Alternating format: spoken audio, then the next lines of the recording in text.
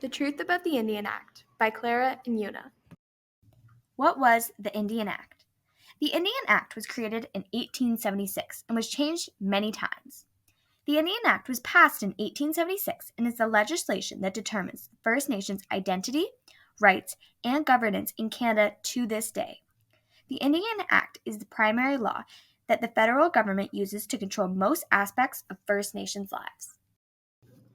The relationship between Europeans and indigenous people.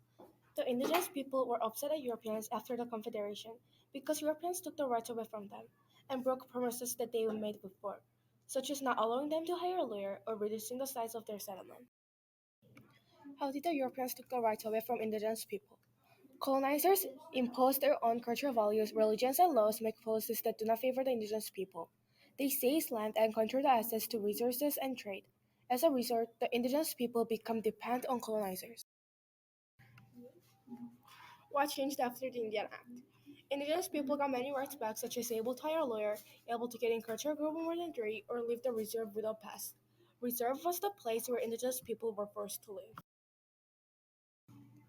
The Canadian government's responsibilities. The Canadian government's responsibilities towards the Indigenous people, since they took away many rights from them. They are responsible for the relationship between Indigenous people and Canada.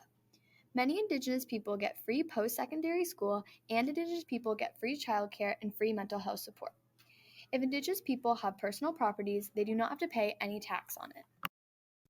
Thanks for watching our video about the Truth of the Indian Act.